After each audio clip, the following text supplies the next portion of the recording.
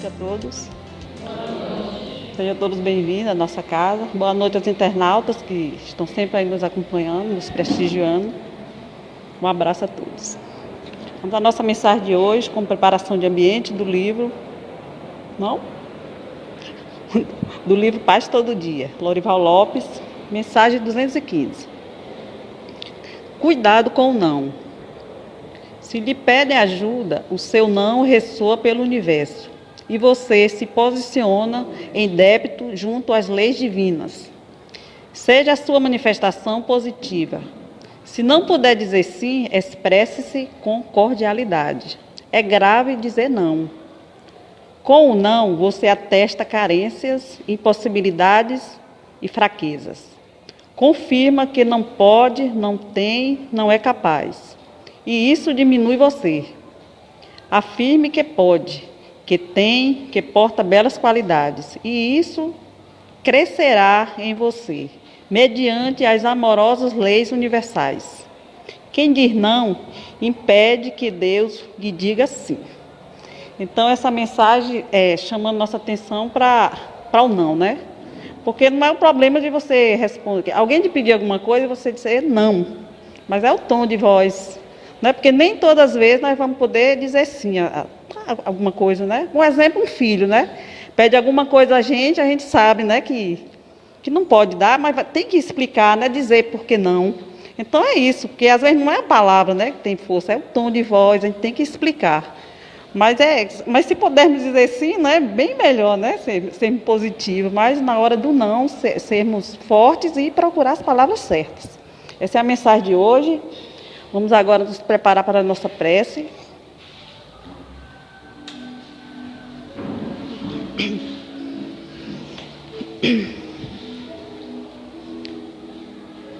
Nesse momento, vamos elevar o nosso pensamento ao alto, agradecer ao Mestre Jesus por nos dar mais essa oportunidade de estarmos aqui nessa casa, aprendendo, tentando aprender, agradecendo por esse dia, agradecendo por nossa família, por tudo de bom que Deus nos concede.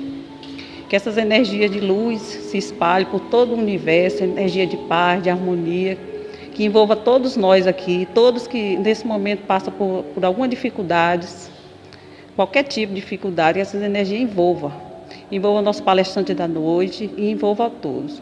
Muita paz, muita harmonia e uma boa palestra para todos. Que assim seja. Boa noite. Sejam todos bem-vindos a mais uma atividade da quinta-feira, hoje, dia 11 de julho de 2019. Boa noite aos internautas que estão nos acompanhando nas redes sociais. Vamos lembrar nosso tema central do mês de julho, que é mediunidade, uma janela para outra dimensão. E hoje o nosso companheiro João Neves, seja bem-vindo mais uma vez à nossa casa, estará nos abordando o tema eclosão e uso da mediunidade. Então, fiquemos atentos para entender o que ele vai nos trazer essa noite. Que Jesus te inspire, te dê uma boa palestra. Você tem até 10 para as 9. Boa noite. Que Jesus nos abençoe, que possamos estar conectados com os benfeitores espirituais, para recolher a inspiração que Ele sempre envia para cada um de nós, a fim de que nós possamos, de nossa parte, captar algo que aumente a minha capacidade de transmitir e vocês, mediunicamente também, absorvendo de uma maneira mais feliz, mais clara, os conceitos e, sobretudo, as presenças espirituais que irradiam para cada um de nós amorosidade, sentimentos de bondade, permitindo que o nosso entendimento se amplie. Então, mediunidade, como diz no Evangelho, é coisa santa, que deve ser praticada santamente. Nada tem mais valor para a nossa vida em termos de doação divina do que a própria mediunidade. A mediunidade acompanha o homem através da história, em todas as épocas da humanidade. Desde as civilizações mais rudimentares, desde os povos mais primitivos, nas cavernas, nas pinturas rupestres, há manifestações que remetem ao culto dos mortos, a presença deles inspirando as vidas e os corações para manter a claridade do entendimento e fomentar a evolução espiritual. Então a gente pode dizer que nunca houve na história da humanidade um período sem mediunidade. A mediunidade sempre esteve presente na criatura humana. E hoje nós nos aproximamos de uma época em que ela deverá ser um manancial de bênçãos, a enriquecer os nossos filhos, as relações do amanhã, a partir do momento em que nós nos libertarmos dos aspectos negativos da nossa personalidade, vencermos as nossas inquietações íntimas, o Senhor há de derramar sobre nós o espírito da mediunidade para que a gente possa alavancar o nosso processo de evolução. Então, vamos examinar esse conceito de eclosão, eclosão social. Quando começou isso? Desde que o homem existe na face da terra. Desde que o homem ergueu-se da animalidade, o primeiro impulso da razão e do raciocínio, ele se deparou com a mediunidade, se deparou com o fenômeno da morte, se deparou também com o fenômeno da imortalidade, porque os antepassados lhe vieram do túmulo trazer conforto, consolações, ajudá-los a superar os seus problemas, ajudar a encontrar os remédios para as suas dificuldades naquelas comunidades tribais primitivas, em que era uma medicina natural, trazida naturalmente pelos avatares, pelos benfeitores da vida maior, e também na consciência do lar, trazendo as inspirações para a construção da família. Então, esse é um conceito de eclosão da mediunidade. Mas a gente vê, nós vamos pensar, e na era cristã? Qual foi o momento mais glorioso da mediunidade? Emmanuel Dias fala das 3 raças que vieram para o mundo, as raças,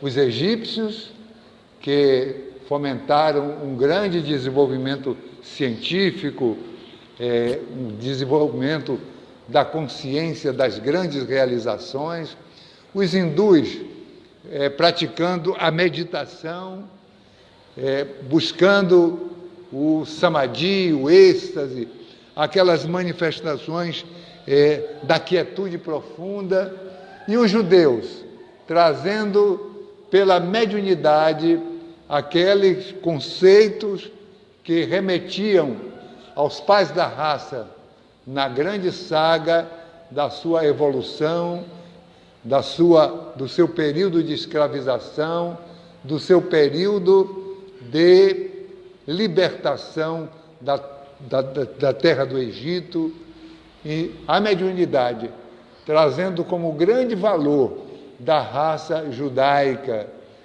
Então, Moisés ergue-se e vai buscar na mediunidade toda a orientação para a grande saga do povo hebreu, caminhando do deserto em busca da terra prometida. Então, há um momento, por exemplo, em que ele se depara na sarça ardente, naqueles capins que pareciam estar pegando fogo, mas que não era fogo, era a manifestação espiritual, a voz do Senhor, a voz do próprio Jesus. Naturalmente, nós podemos afirmar isso, porque a voz divina é um conceito muito mais amplo. A gente sabe que Jesus está no comando da terra desde a sua criação, desde que a terra começou a se libertar, a volutear em volta de um núcleo para condensar-se e se tornar essa bola imensa onde nós estamos navegando e viajando na direção de Alcíone. Nós estamos viajando sob o impulso da inspiração divina. Então Jesus trouxe para a terra a sua possibilidade de criá-la desde o início. E ele acompanhou naturalmente o povo hebraico para trazer a ideia do Deus único. Não é que ele abandonasse os outros povos, a cada um ele deu uma missão. Aos hindus, a capacidade de mergulhar dentro dele mesmo, buscar a meditação, o samadhi, o êxtase, a busca por uma consciência mais elevada. A raça ariana, ele deu o empreendedorismo dos romanos. Aos judeus, ele deu a mediunidade para trazer para a humanidade o conceito do Deus único. E então, Moisés, o grande médium, se ergue e começa a falar com Deus na sarça ardente. Penso eu, a manifestação divina naquele momento vem através de Jesus, que já era o construtor da terra, que já era o grande artífice do nosso desenvolvimento moral e espiritual. E então ele orienta-se, sobe ao Monte Tabor, e a mediunidade triunfante de Moisés, trazendo as tábuas da lei. Ele passa muito tempo no deserto, passa muito tempo no monte meditando. E quando ele traz as tábuas, ele já encontra a sua população, o seu povo em bacanais, completamente distraídos dos deveres para com a religiosidade. Construíram o boi ápis, o bezerro de ouro, como eles viram no Egito. No Egito, eles aprenderam a cultuar os deuses humanos, os deuses sob a forma de animais, e então Moisés quebra as tábuas da lei num impulso de indignação, e depois ele se arrepende, volta ao monte, traz de novo o Senhor, lhe reconstituir as tábuas, e ele instaura na história da humanidade o primeiro código, o código moral, o código que está inspirando hoje toda a lei em todos os povos da humanidade. Os 10 mandamentos são o fundamento legal que veio através da manifestação mediúnica. E na vida dos apóstolos, Jesus passa pela humanidade e o Senhor e Jesus vai dizer aos apóstolos, naquela terceira viagem, que ele seria morto, seria crucificado, seria o momento da sua própria, o seu próprio testemunho, e ele então vai preparar aqueles discípulos para, através da mediunidade, espalhar a consciência, a noção do mundo espiritual, a noção da divindade, a noção da imortalidade da alma. E então Jesus morre na cruz.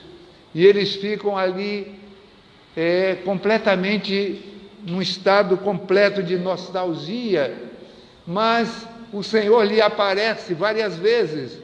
Aparece no cenáculo, onde eles estavam orando, aparece através de várias manifestações, pesca com ele e reconstitui os laços da mediunidade, aparecendo redivivo. E então, depois de 40 dias, o que é que acontece? Jesus sobe aos céus e ascende, e eles ficam como que sozinhos. 40 dias depois da crucificação. 10 dias eles passaram em profundo abatimento, como se fosse uma nostalgia profunda. Elegeram Matias para substituir o discípulo que se equivocara, Judas.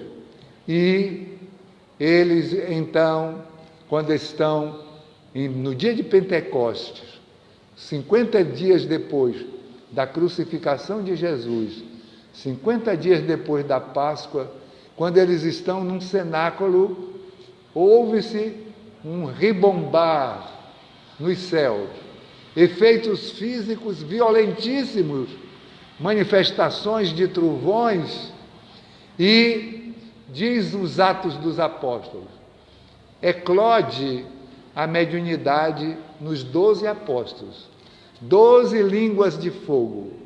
Línguas de fogo é a irradiação espiritual, perispiritual, das entidades que ali estão assistindo os apóstolos.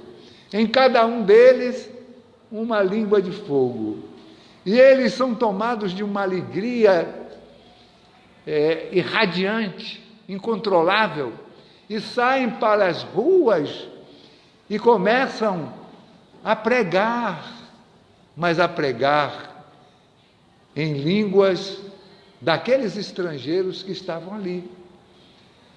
Uns falavam grego, outros falavam para os medos, para os partos, para as pessoas da Mesopotâmia, alguns falavam no dialeto egípcio, alguns falavam a língua romana, e assim eclode a mediunidade na era cristã, num fenômeno maravilhoso de xenoglossia, é o nome que se dá a essa mediunidade que faz com que o médium seja capaz de falar línguas estranhas. E eles precisavam dessa mediunidade de xenoglossia, porque eles iriam a partir dali viajar para o mundo todo. E como a palavra de Jesus se propagou? Como é que eles iriam falar na Europa? Como é que eles iriam falar em todas aquelas terras, na Fenícia distante, nas terras banhadas pelo Mediterrâneo? Eles iam falar para as línguas das pessoas que ali estavam presentes. Então, o fenômeno de uma eclosão mediúnica coletiva para os apóstolos, a fim de que eles pudessem levar a mensagem do esclarecimento, a mensagem da consolação. E o que é que Pedro diz mediunizado naquele momento? Porque as pessoas ironizaram o fato, enquanto uns se admiraram, diziam, não são esses os varões galileus? E alguns diziam, eles estão cheios de mosto. Mosto é uma bebida. Eles estão embriagados, eles beberam cachaça, eles tomaram uísque, se fosse nos dias de hoje, eles estão totalmente embriagados. E aí Pedro se levanta e diz, como embriagados na terceira hora? A terceira hora, nos judeus, são 9 horas da manhã. Não daria tempo de ninguém estar embriagado àquela hora. E então, Pedro faz um grande discurso e declara que no final dos tempos, nossos filhos, vossos filhos, vossas filhas profetizarão, os velhos terão sonhos e a mediunidade se expandirá por todos os rincões da terra. Então, eclosão da mediunidade social, inaugurando a era cristã na história da humanidade. E então, os médiuns vieram às ruas do mundo. Na Idade Média, foram queimados como se fossem bruxas todos aqueles que falavam da imortalidade da alma, porque a religião se corrompeu, a religião se tornou escravizadora, amedrontada com relação à imortalidade da alma, que denunciava os seus escândalos, que não se submetiam às hipocrisias do culto organizado. Então começou a queimar as bruxas. As bruxas nada mais eram do que médiuns, consideradas bruxas porque atacavam a sociedade de então, iam de encontro da hipocrisia farisaica que estava acometida a própria religião. Mas a mediunidade se faz cada vez mais exitosa. Os cristãos vieram aos circos romanos imbuídos, às vezes, de uma alegria muito grande, porque na Emanuel eles estavam tocados pelo Espírito do Senhor. As almas vinham do mundo espiritual e anestesiavam os cristãos, que não sentiam as patadas dos animais, que não sentiam a agressividade daquelas atitudes infelizes. Então, a mediunidade vai avançando e ela vai se consolidando na história da humanidade. E a gente dá um salto, porque Jesus prometera: eu vos mandarei um Consolador, para permanecer, ficará eternamente convosco. Esse Consolador ensinará tudo aquilo que eu não pude ensinar. Então, esse Consolador vem como um advogado, como uma manifestação divina para nos ajudar a sofrer as nossas provações, para nos ajudar a construir cada vez mais ideias de progresso, para libertar o homem da ignorância social. Então, surge Allan Kardec. Eclosão, é uma eclosão social. Nós estamos levantando esse tema. Vem Allan Kardec e ele vai examinar a mediunidade. Ele era um homem absolutamente racional e frio. Ele viera de Pestalozzi, era quase que um cético. Ele acreditava apenas na ciência e ele nega a princípio, e ele diz que eram histórias da carochinha, aqueles fatos. Ele havia estudado o magnetismo e por isso um amigo seu do magnetismo, o senhor Fortier, lhe convida para assistir aquelas manifestações, para assistir aquelas sessões. Mestre, as mesas falam, as mesas respondem perguntas. Eu não acredito, a menos que elas tivessem nervos para sentir e cérebro, raciocínio para pensar. Eu prefiro acreditar que são histórias para ninar, histórias da carochinha, como a gente diz hoje em português e na nossa cultura.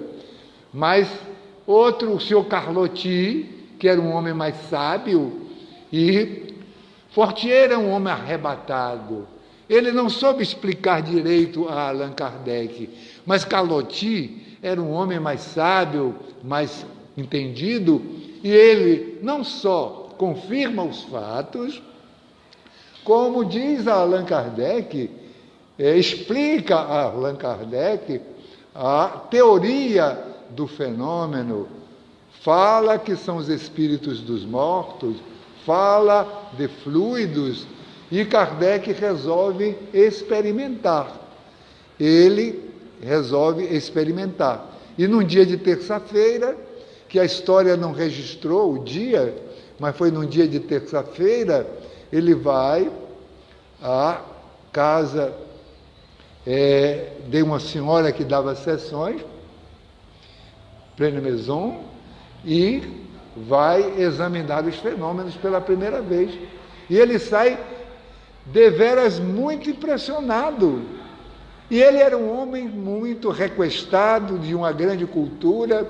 Imediatamente, o círculo daquelas pessoas que experimentavam começam a envolver Allan Kardec e passar-lhe a liderança natural que ele tinha pela sua grande cultura, pela sua grande capacidade de caráter, e ele então começa a liderar aquele grupo, aquelas reuniões.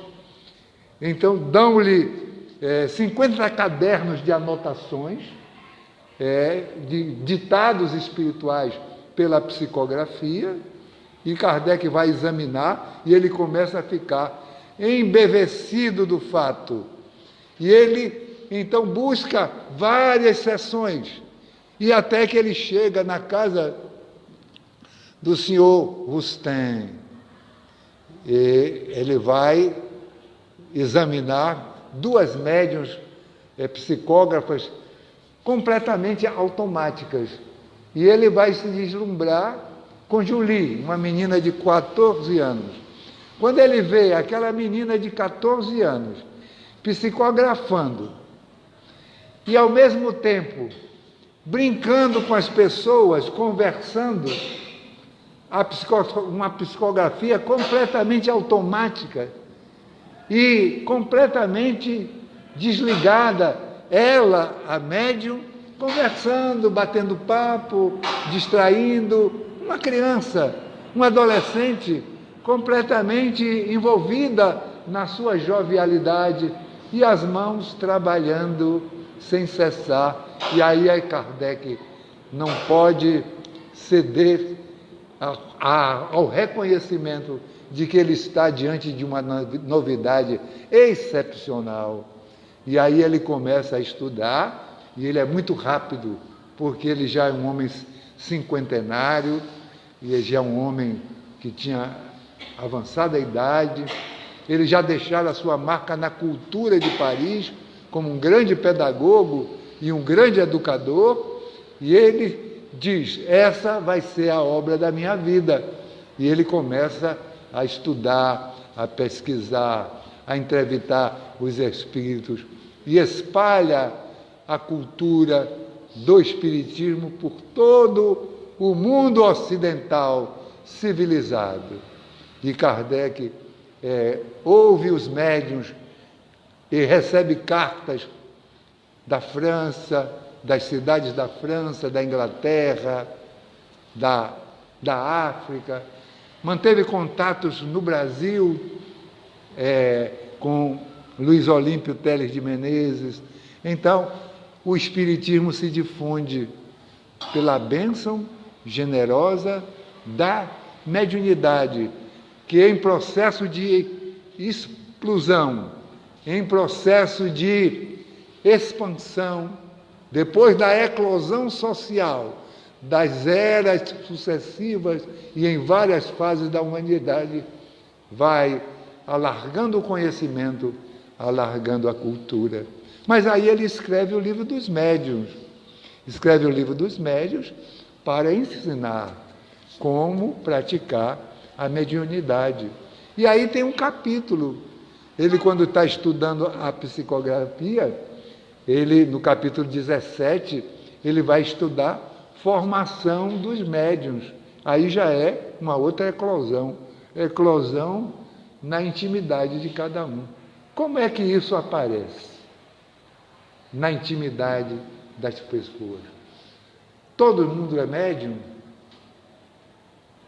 E aí começam os nossos estudos para que a gente pratique a mediunidade de uma forma saudável nas casas espíritas. Todo aquele que sente num grau qualquer a influência dos espíritos é por esse fato médium. A mediunidade não é privilégio de ninguém. Podemos afirmar que todos são mais ou menos médios.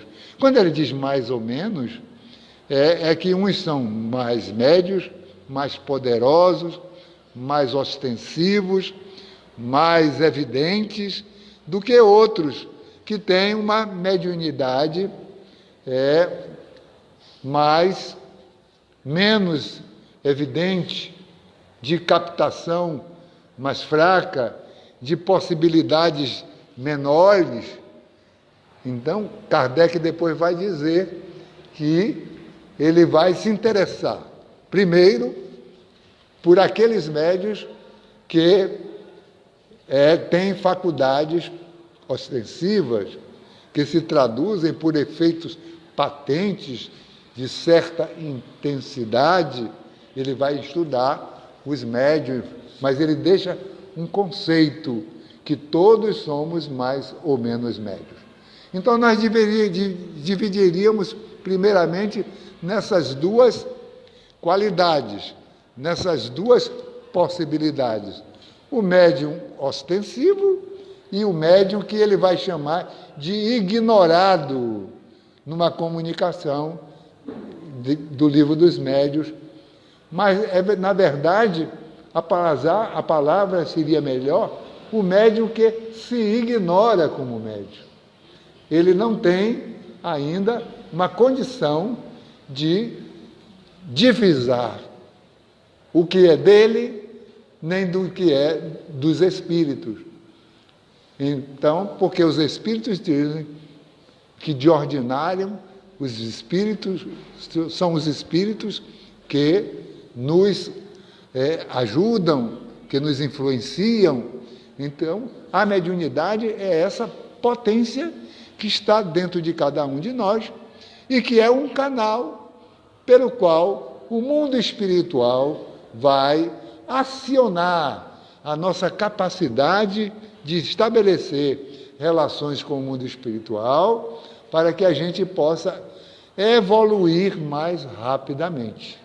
A finalidade da evolução, a finalidade da mediunidade também é fazer com que nós possamos evoluir. Como é que nós evoluímos mais rapidamente? Porque nós podemos obter informações desse plano normal, físico que a gente vive, e também podemos obter informações do plano transcendental, do plano da outra dimensão, de onde nós viemos e para onde nós voltaremos. Então, a mediunidade tem essa configuração, essa função muito importante.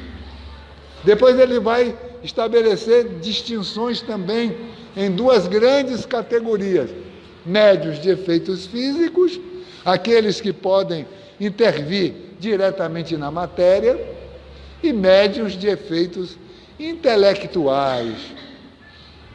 E vai explicar como é que a gente pode trabalhar a nossa mediunidade para que a gente possa colocá-la a serviço do bem, a serviço da ordem, a serviço do progresso da própria humanidade. Uma coisa que ele explica: para transitar dessa mediunidade comum que todos nós temos para uma mediunidade ostensiva, muitas vezes isso não é possível fazer dentro da mesma encarnação, porque há um grande número de pessoas não tem a natureza mediúnica, as células capazes de traduzir melhor a mediunidade. Não tem a organização fisiológica, psicológica e perispiritual para expressar de uma maneira clara a mediunidade. Então Kardec dizia, eu encontrei várias pessoas na minha trajetória que faziam muitos exercícios físicos, exercícios mentais, exercícios de todas as naturezas, para se tornar médiuns ostensivos, mas não conseguia. Então, quando nós não temos uma natureza mediúnica trazida do mundo espiritual, nós não podemos fazer esse trânsito numa só encarnação. Mas a meditação, o cuidado com ouvir o nosso anjo de guarda, o cuidado de ouvir as intuições, vai acendendo esse pavio da mediunidade para futuras conquistas espirituais. E se nós tivermos, vamos dizer assim, cuidado, zelo com a nossa mente, nós ouviríamos muito mais os benfeitores. Nós saberíamos divisar, isso é uma boa intuição. Isso não é de mim, é uma boa intuição. Essa intuição não presta para mim, porque tem intuições ruins, viu? A palavra intuição não significa, às vezes a gente capta expressões negativas do mundo espiritual inferior. Então, não se pode negar que a mediunidade tem uma conotação orgânica. E de onde vem essa conotação? Da nossa preparação no mundo espiritual. No livro Os Mensageiros, André Luiz vai estudar isso, e ele vai entrevistar muitos médiuns que fracassaram, muitos médiuns. Há um departamento em nosso lar, que é uma das cidades do mundo espiritual, tem várias cidades no mundo espiritual, não é só nosso lar, não. Tem várias cidades. Mas há um departamento que prepara médiuns e doutrinadores, dirigentes mediúnicos, para as suas responsabilidades na Terra.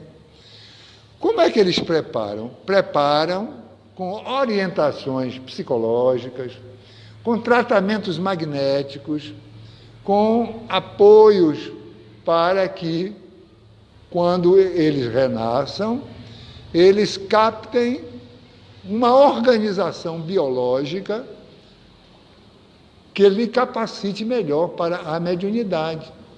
Então, nós poderíamos dizer que a mediunidade, ela vem de berço, embora ela não se manifeste na infância de todas as pessoas. Mas é muito comum a mediunidade na infância. Então, até 7 anos, a criança ainda está completando a sua fase de readaptação ao novo corpo. Então, é muito comum as crianças médiuns, às vezes, até 7 anos, são lembranças do mundo espiritual. São captações de espíritos amigos que lhes dão cobertura e proteção para a sua vida de relação.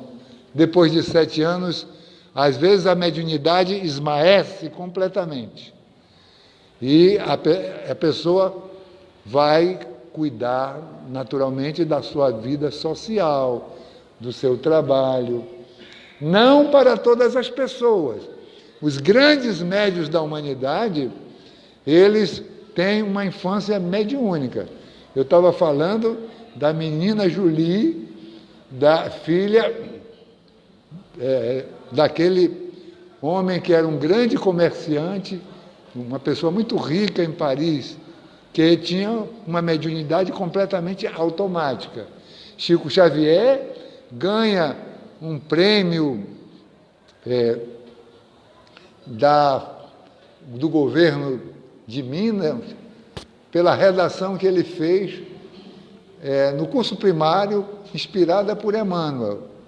Divaldo começa a sua mediunidade com um irmão que morreu e ficou perturbado, e os benfeitores espirituais colocaram ele junto de Divaldo, naturalmente, pela atração mediúnica daquele menino, para que ele tivesse, naturalmente, um apoio vibratório, já que era um espírito ainda muito primário, mas vem a infância. Então, a mediunidade é de todas as idades, porém, ela se manifesta mais a partir da adolescência, mas ela pode acontecer também na idade adulta, pode acontecer na velhice, pode aparecer a mediunidade no leito da morte, quando os moribundos dizem aos familiares: fulano já chegou, fulano está aqui. As histórias estão na cabeça de cada um de nós e de todos nós. Então, o desenvolvimento mediúnico depende naturalmente de uma organização adequada para o processo da mediunidade. André Luiz, no livro Missionário da Luz, vai dizer que essa organização adequada passa por uma pequena glândula que nós temos aqui no centro do cérebro, a glândula epífise ou pineal. Sérgio Felipe, um grande pesquisador brasileiro, ele está achando que as pessoas têm nessa glândula cristais de uma substância química que ela é capaz de transferir uma onda de uma energia para outra. É um transdutor. Esse menino aí sabe o que é um transdutor. Então, um transdutor é um pequeno aparelho ou alguma coisa que converte um tipo de energia numa outra energia. Então, esses cristais de hepatite, para o cientista Sérgio Felipe, serviria para fomentar essa transformação da energia que vem de um plano espiritual para a nossa organização fisiológica. E a gente sabe que a mediunidade ela transita da nossa mente, dos nossos sistemas de captação para o sistema nervoso e vai afetar os nossos sentidos físicos.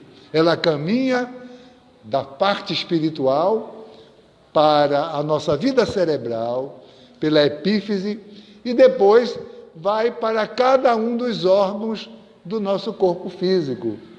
Então, Allan Kardec diz que a mediunidade vai se expressar pelos nossos sentidos. Então, o sentido que o médium trabalhou no mundo espiritual para trabalhar, desenvolver a sua mediunidade, é esse sentido que vai manifestar a sua mediunidade. Por exemplo, se ele trabalhou o sentido da voz, a voz é um conjunto de nervos. Nós temos no cérebro o centro da fala. Então a mediunidade sai do impulso da pineal para o centro da fala e o médium transfere isso para as cordas vocais e ele fala, às vezes, uma voz fanhosa de Dr. Bezerra de Menezes por Divaldo Franco, mas, às vezes, numa voz mais clara por outro médium. Se o médium treinou ou trabalhou para ser um grande psicógrafo, um médium escrevente, o impulso da mediunidade vai se canalizar para os centros motores, que é o centro da nossa mão, mas pode ser do nosso pé? Pode, que os médiuns pintores pintam com os pés. Gasparetto pintava com pés e mão ao mesmo tempo. Para que isso? Para se ufanar? Não. Para escandalizar aqueles que não acreditam, para escandalizar a ciência materialista dos nossos dias. Então, se o médium deve ter vidência, então o impulso da mediunidade vai para o centro da visão, trabalhando sempre os nossos sentidos. Então, a mediunidade é essa coisa gloriosa, essa manifestação divina que vai nos ajudar a alavancar o processo da própria humanidade. Agora vamos falar um pouco de ética com a mediunidade. Kardec dizia então, como é que a gente sabe que é médium? Ele diz, só experimentando. É experimentar. Ele gostava muito da psicografia. Por quê? Porque a psicografia era a mediunidade mais fácil para ele e também a mediunidade mais útil. Porque se não tivesse psicografia, não tinha gravador na época, nós teríamos perdido muita coisa que não teria ficado gravado, teria sido gravado apenas na memória das pessoas. Então a psicografia nos permitiu trazer as grandes mensagens do mundo espiritual. E hoje é uma mediunidade utilizada para também as grandes mensagens espirituais. Mas como Allan Kardec, no tempo, precisava provar que os espíritos tinham vários níveis de evolução, pela psicografia, ele entrevistava espíritos bons, mas espíritos assassinos, que às vezes rasgavam o papel, no desespero daquelas manifestações muito grosseiras. Então, Allan Kardec vai ensinar a gente que, para sabermos se somos médios ou não, é só experimentando. Ele falava muito da psicografia, mas a gente pode experimentar uma reunião mediúnica, a gente estuda, a gente adquire o conhecimento teórico para frequentar, a gente desperta o nosso gosto, o nosso prazer de compreender as coisas do mundo espiritual e vai para a reunião mediúnica, pede permissão. Às vezes, a obsessão chega na frente e a gente tem que buscar um socorrozinho no centro espírita e a gente vai se libertar primeiro da obsessão para que ela fique um pouco mais branda, não muito recalcitrante nem incisiva, e a gente está interessado na nossa mudança moral e estudou a doutrina, vai para a prática mediúnica para aprender, para desenvolver a nossa mediunidade. Mas, se a obsessão estiver muito intensa, o médium não deve primeiro se harmonizar, se equilibrar, para que ele tire maior proveito da sua mediunidade, da sua capacidade de trabalho, da sua capacidade de se harmonizar com o mundo espiritual. Mas ele nos dá alguns conselhos. Ele fala de médiuns improdutivos.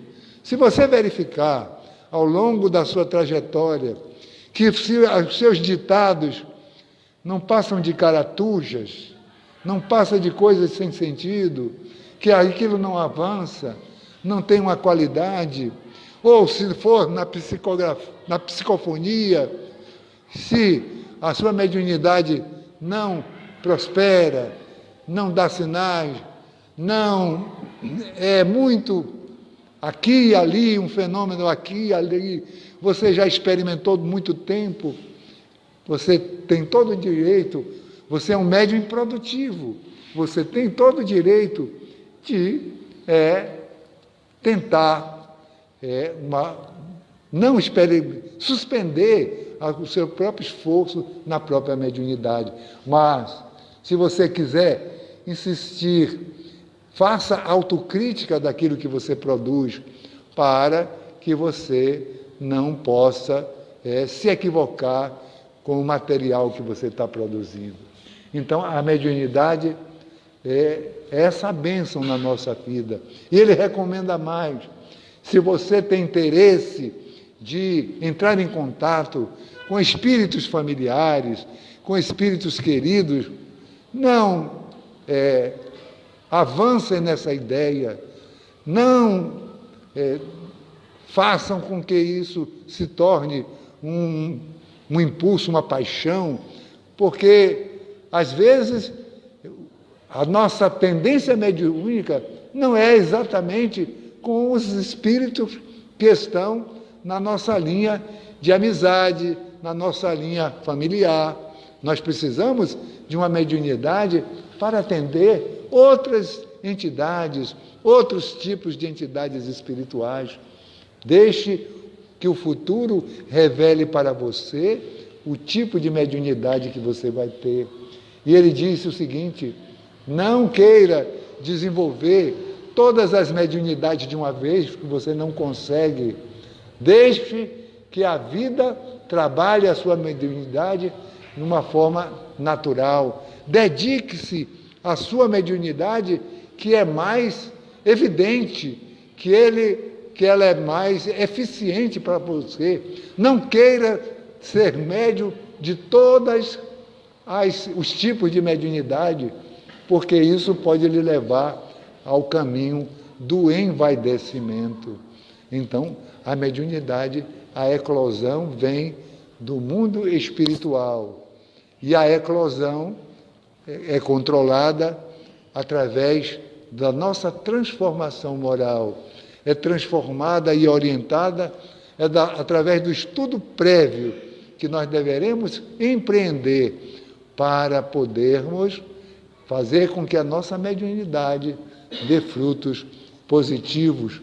Entender que a mediunidade não é para nos ufanarmos, a mediunidade não é para exaltação, a mediunidade é um instrumento de Deus na nossa mão, para que a gente possa ser útil, para que a gente possa servir, para que a gente possa ajudar o nosso semelhante, para que a gente possa ajudar-nos a nós mesmos também, através da nossa transformação moral. É muito comum os médiuns, no início da sua trajetória mediúnica, receberem entidades, os seus próprios obsessores. Os médiuns a primeira clientela que chega para o médium são os próprios obsessores, que às vezes estão do outro lado da vida cobrando uma reconsideração, cobrando às vezes que você continue naquela vida infeliz, naquela vida, e você está então procurando um outro caminho, eles vêm te atrapalhar. Então o médium tem que ser perseverante e trabalhar para convencer os seus obsessores, aqueles parceiros de outras vidas, que você é outra pessoa. Porque eles vêm nas reuniões mediúnicas e dizem, ele continua a mesma pessoa. Às vezes eles dizem isso para nos assustar, para nos abater o nosso ânimo, abater a nossa moral. Mas nós precisamos entender que a mediunidade é um campo de progresso para nós e de progresso para a própria humanidade. Pela mediunidade, nós poderemos avançar mais rapidamente na direção da nossa consciência espiritual libertada. Que Jesus nos abençoe e nos guarde agora e sempre. Bem, dentro do que João nos trouxe, tem alguma dúvida? Alguém quer fazer uma colocação dentro do tema?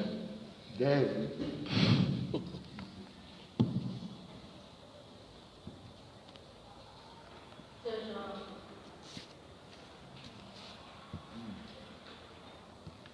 No início da mediunidade, ou mesmo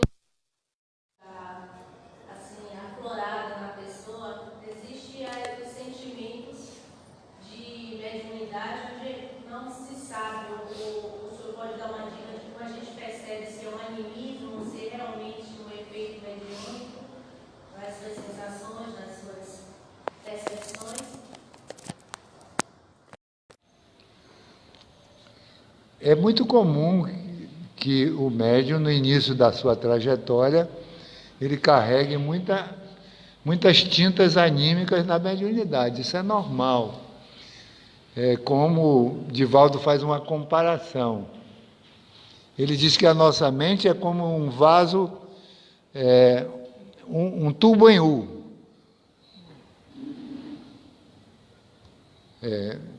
Pelo princípio dos vasos comunicantes, você bota a água em cima e ela acaba, se você continua alimentando, ela sai do outro lado. Então, na nossa mente, nós temos uma zona que se chama o inconsciente. É a zona onde nós armazenamos as coisas mais negativas da nossa personalidade. Os nossos instintos, as nossas, os aspectos negativos da nossa personalidade, as reminiscências também do nosso passado infeliz. Então, está tudo no nosso inconsciente. Quando a gente aflora a mediunidade em nós, é comum que ela aflore e passe pelo nosso inconsciente. Ela vai passar por essa região onde nós depositamos, é o porão da nossa, vamos dizer assim, uma casa, o porão da casa é o inconsciente. Então, a gente alimenta a água seria a mediunidade, o que vem do mundo espiritual. Mas ela vem do mundo espiritual e vai passar pelo nosso inconsciente e vai arrastar as impurezas que ali tem. A nossa ansiedade, a nossa inquietação, o nosso espírito de dúvida, as nossas vaidades. Então, passa pelo inconsciente. Isso é normal que no início da mediunidade, a mediunidade não é muito pura. As comunicações não são muito puras, são muito carregadas de instintivos, de pensamentos próprios. Se a gente persevera na mediunidade e persevera no nosso desenvolvimento moral, o que é que vai acontecendo? Então, a água que antes entrava limpa e saía turva, você continua alimentando, ela vai limpando. Vai chegar o momento que ela entra limpa e sai limpa. Deu para entender? Então, o médium não deve ter medo de animismo. E os dirigentes não devem ficar com essa nóia na cabeça, né? Deixar o médium livre, agora orientar de vez em quando, controle mais o tom de voz, não deixe exacerbar, não deixe descontrolar a mediunidade. Então, o médium vai evoluindo na medida que a mediunidade vai sendo tratada por ele com respeito. Mas é uma coisa natural. Todos os médiuns passam por um período de animismo. Principalmente os médiuns mais inexperientes. O que é que eu chamo médiuns mais inexperientes? Tem médiuns da primeira encarnação. Esses médiuns têm muita mais dificuldade. Tem médiuns que já têm uma longa quilometragem rodada. Chico Xavier, Divaldo, são médiuns de várias encarnações. Então, tem mais experiência. Então, a experiência de várias encarnações também se acumula. Então, a gente tem que ter paciência com os médiuns novatos, para que a gente crie no ambiente da nossa casa um ninho acolhedor, um ninho de amizade, e que ele vá aprendendo com os médiuns mais experientes. É muito normal isso. Quem mais? Como você falou da água que vai sair do primeiro, mas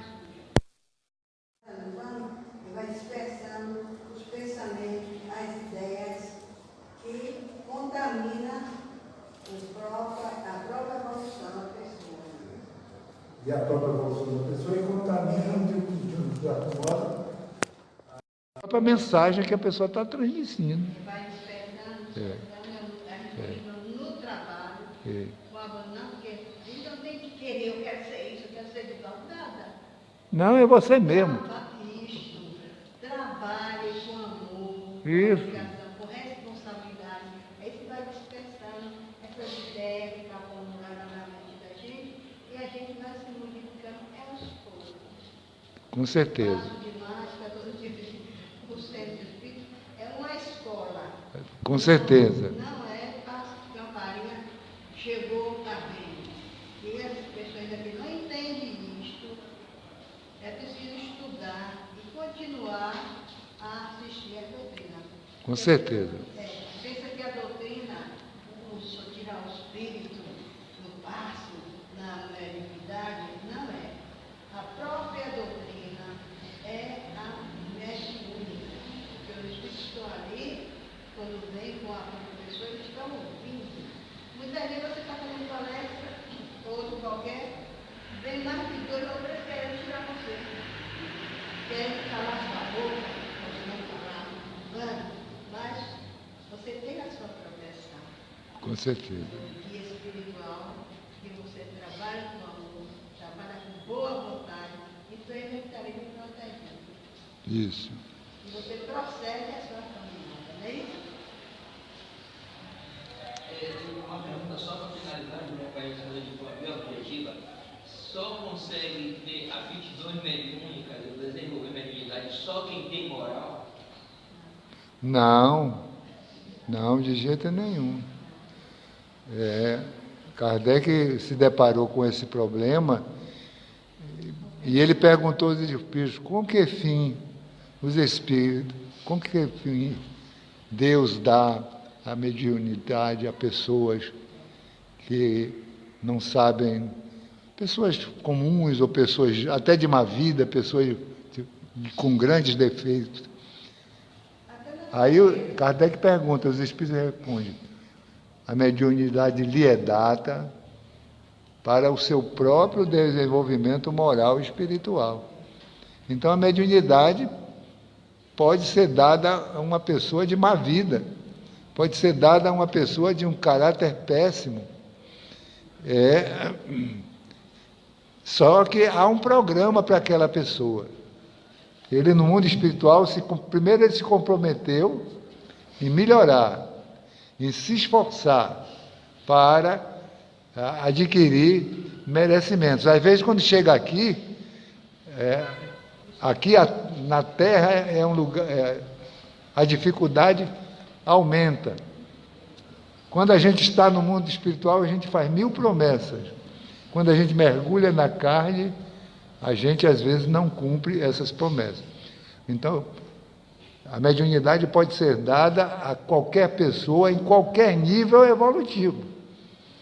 Então, nós temos a mediunidade de Francisco de Assis, um ser sublime. Deus deu a mediunidade a ele para que ele entrasse em contato direto com Jesus Cristo aqui na Terra. Então, mas ela é dada com as pessoas que ainda têm muitos aspectos negativos a corrigir, e a mediunidade vem para facilitar isso. Por que vem para facilitar isso? Porque o trabalho mediúnico permite que ele cumpra as suas obrigações humanas aqui na Terra, e é o que Joana diz, o médium faz 2 encarnações em uma só, porque ele tem a vida familiar, a vida profissional, é uma vida. A vida mediúnica é uma vida paralela, é uma vida com o mundo espiritual. Então, ele pode produzir, é como se fosse uma vida extraordinária para que ele possa alavancar o seu progresso moral e espiritual. Então, agora, aquele médium que se sente, vamos dizer assim, com os seus defeitos morais, tem que trabalhar para diminuir esses defeitos. Na medida que ele trabalha na diminuição desses defeitos morais, a mediunidade cresce. Na medida que ele vence os testemunhos da vida, a mediunidade cresce cada vez mais.